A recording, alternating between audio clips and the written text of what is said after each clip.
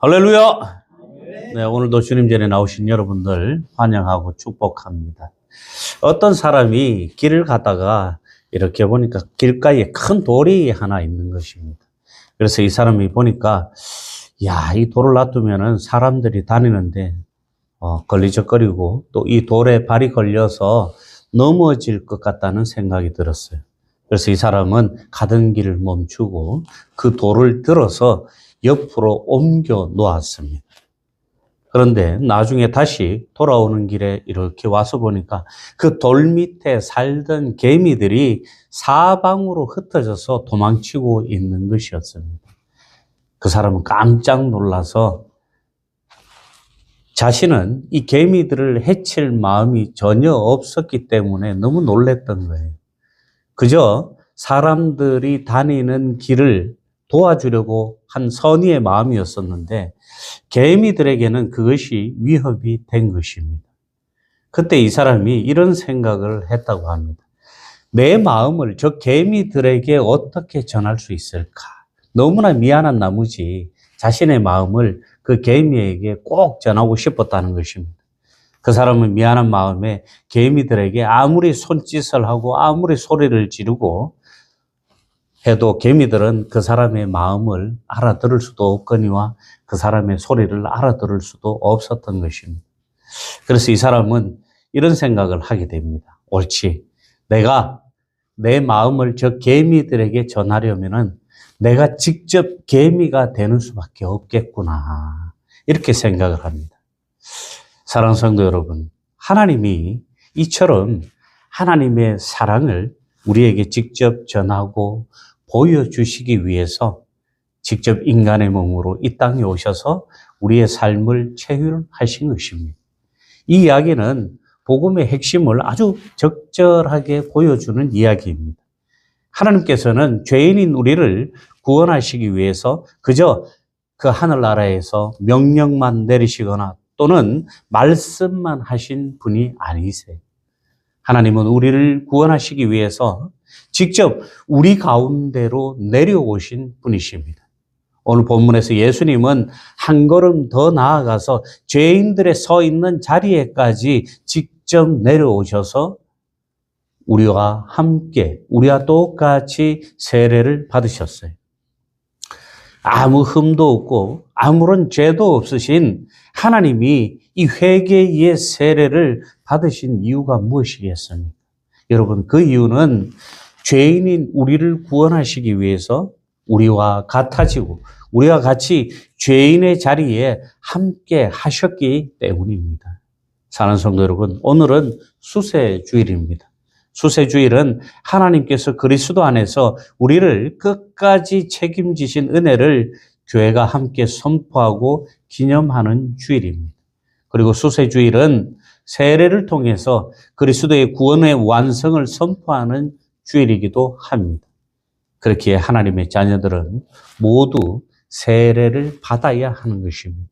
안타깝게 우리 교회는 어린아이들이 없어서 새해 첫 세례를 할 수가 없음이 상당히 안타깝습니다.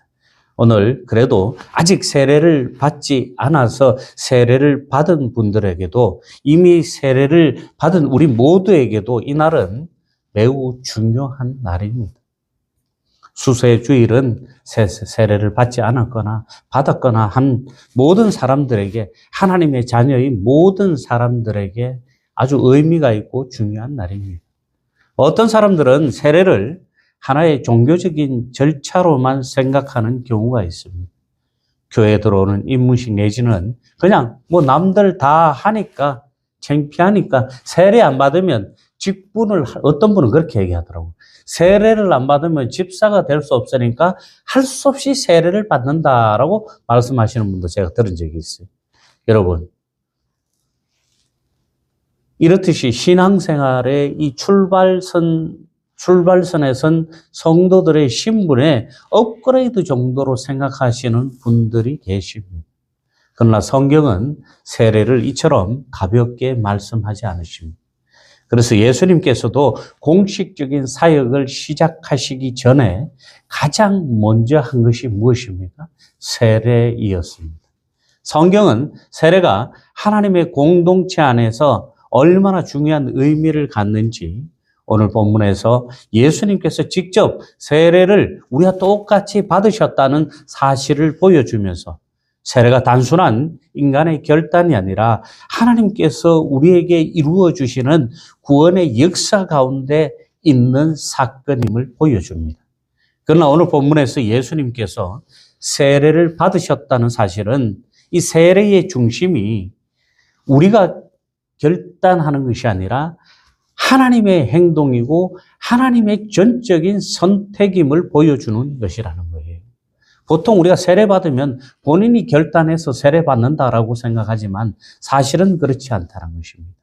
세례는 우리가 하나님께 나아가는 사건이 아니라 우리를 위해서 하나님께서 이 땅에 직접 오셔서 우리를 구원하시고 우리가 하나님의 자녀가 된 것을 확정하고 선포하는 복음의 역사인 것입니다.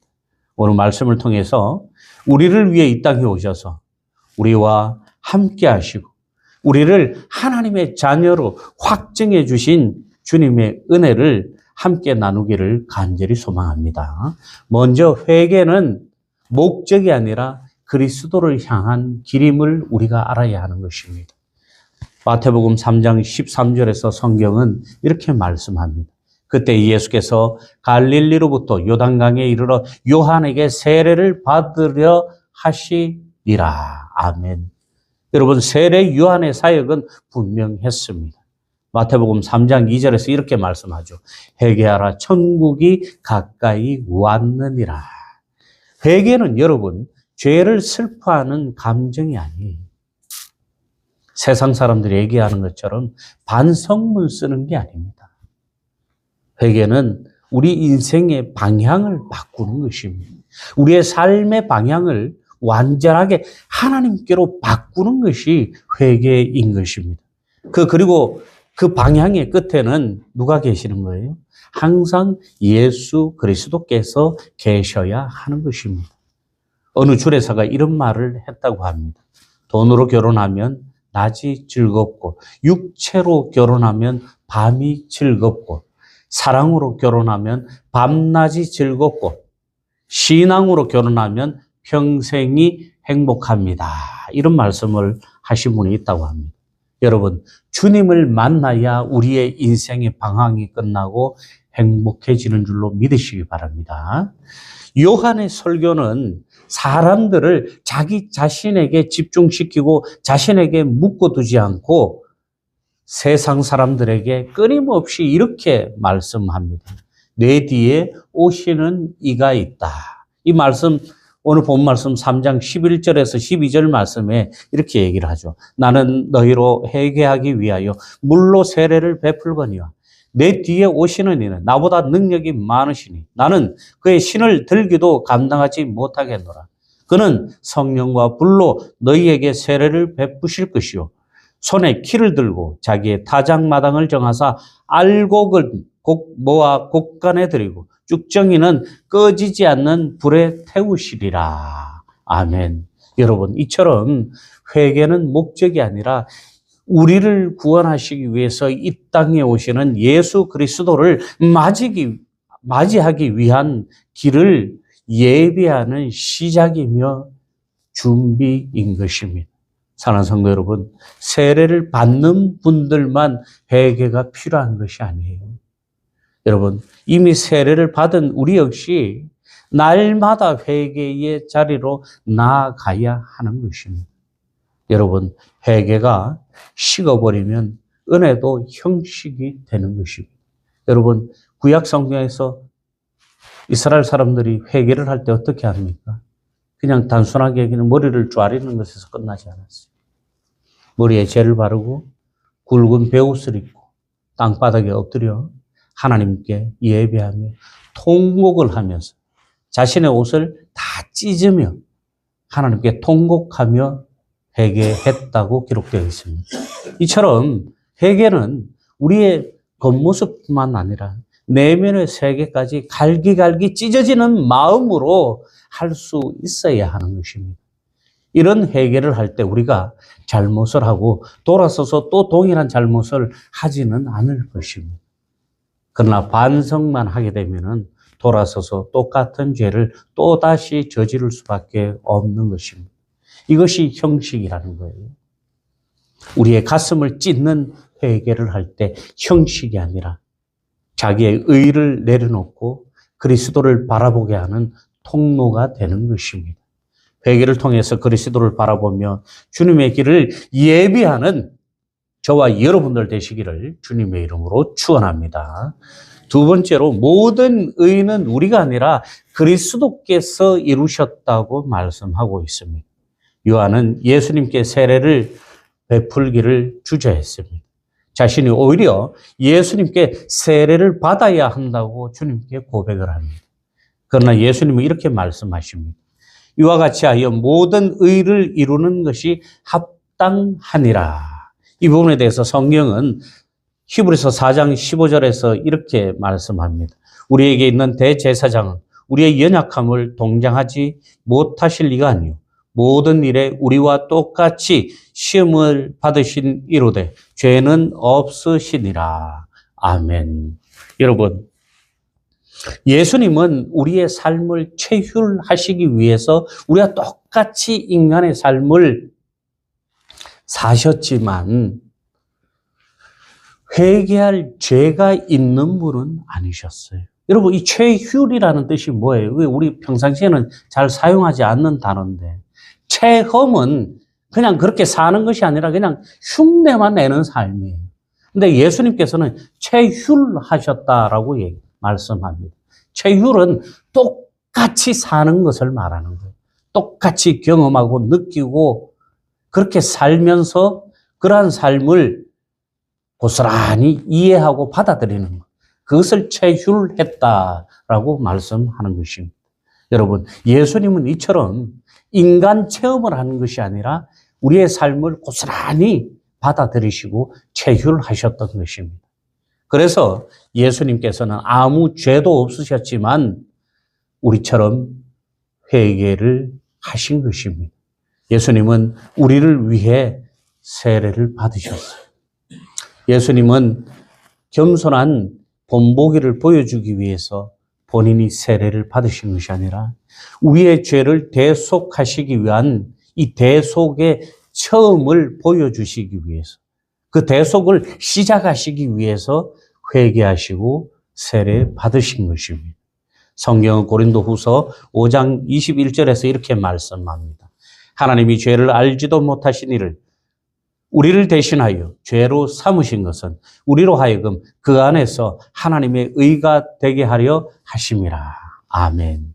예수님의 세례는 여러분 니들 일은 너희들이 알아서 해라라는 이런 뜻이 아니라 우리로 하여금 하나님의 의를 이루기 위해서 예수님께서 직접 내가 너희의 자리에 서겠다라는 거룩한 선언이었던 것입니다. 십자가 이전에 예수님의 이 거룩한 사역은 요단강에서 시작된 대속의 사역이었습니다. 모든 하나님의 의는 우리가 이루어야 할 숙제가 아니라 그리스도께서 이미 완성하신 구원의 사건인 줄로 믿으시기 바랍니다. 성도 여러분, 세례는 하나님 앞에 우리가 하나님의 자녀로 살겠다고 약속하는 자리 이전에 예수님께서 나를 위해 순종하셨고 죽기까지 순종하셨고 이에 따라 우리가 하나님의 자녀로 확정된 것을 받아들이고 인정하는 자리가 바로 세례의 자리라는 것입니다. 우리는 우리의 결단으로 구원받는 존재들이 아닙니다. 여러분들의 선택과 여러분들의 자구적인 노력으로 하나님께 구원받으신 것이 아닙니다. 여러분들이 구원받은 것은 전적인 하나님의 은혜로 구원받으신 것이고 예수님께서 십자가에서 죽음으로 순종하셨기 때문에 우리가 살게 되었고 하나님께 구원받게 되었다는 것입니다. 이것이 복음입니다. 이것이 여러분 우리를 구원하신 하나님의 사랑과 예수님의 거룩한 순종의 은혜를 기억하며 감사하며 찬양 올려드리시기를 주님의 이름으로 축원합니다.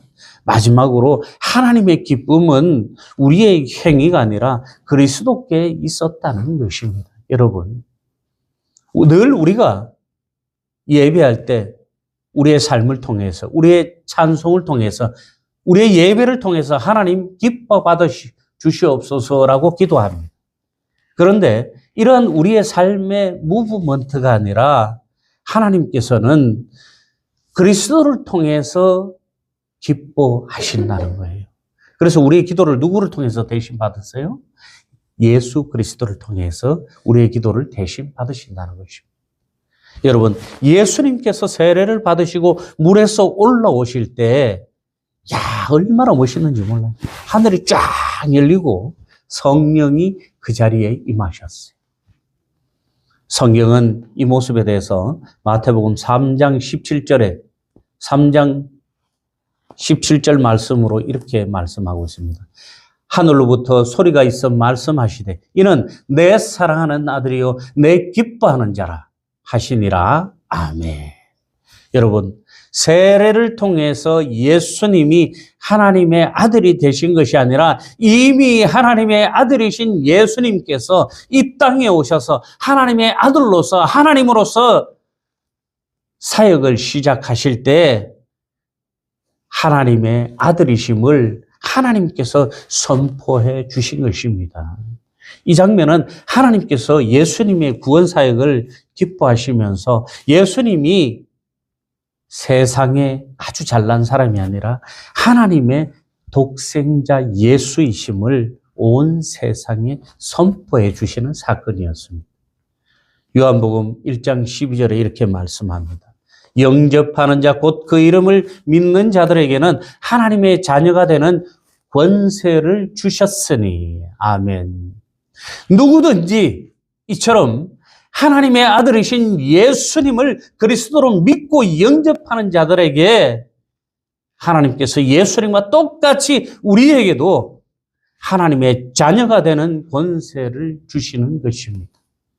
여러분, 하나님의 은혜와 사랑이 우리가 감히 가늠할 수도 없고 생각할 수도 없을 만큼의 무한하신 사랑인 것입니다. 죄로 인해서 죽을 수밖에 없고 죄로 인해 심판받아서 지옥 갈 수밖에 없었던 더러운 영혼들을 하나님께서 우리를 구원하시기 위해서 자신의 독생자 예수 그리스도를 이 땅에 보내어 주시고 그것으로 끝난 것이 아니라 그를 우리의 죄를 대속하기 위해서 십자가에 달아서 너무나 고통스럽게 죽어가게 하셨고 그 죽음을 통해서 더러운 우리의 죄를 깨끗이 씻어주셨다는 것입니다.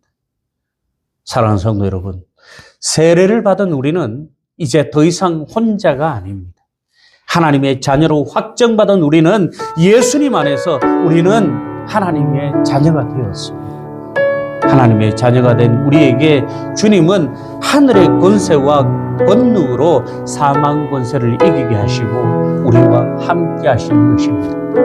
우리를 위해 이 땅에 오신 예수님께서 주신 하늘의 권세와 권능으로 날마다 승리하는 삶을 살아가시기 바랍니다. 사랑하는 성도 여러분, 이제 말씀을 마무리하겠습니다. 여러분, 세례는 끝이 아니라 시작인 것입니다. 로마서 6장 4절에서 이렇게 말씀합니다. 우리로 또한 새 생명 가운데서 행하게 하려 함이라. 세례는 우리에게 옛사람을 벗게 하고 그리스도와 함께 새 생명으로 살아가는 출발의 시작이라는 것입니다. 사도 바울은 빌립보서 2장 12절에서 이렇게 말씀합니다. 그러므로 나의 사랑하는 자들아, 너희가 나 있을 때뿐 아니라 더욱 지금 나 없을 때에도 항상 복종하여 두렵고 떨림으로 너희를 구원을 이루리라. 두렵고 떨림으로 너희 구원을 이루라. 두렵고 떨리는 마음으로 우리의 구원을 이루라라고 말합니다. 이 말씀은 우리가 스스로 구원을 만들어내라는 자구적인 노력을 얘기합니다. 이미 주님을 통해서 이루신 구원을 하나님의 자녀로 확정받은 우리가 소중히 여기며 살아가라는 법률인 것입니다. 오늘 이미 세례를 받은 모든 성도가 하나님의 뜻을 신뢰하며 예수님 안에서 새 생명의 기쁨을 누리며 살아가기를 주님의 이름으로 축원합니다.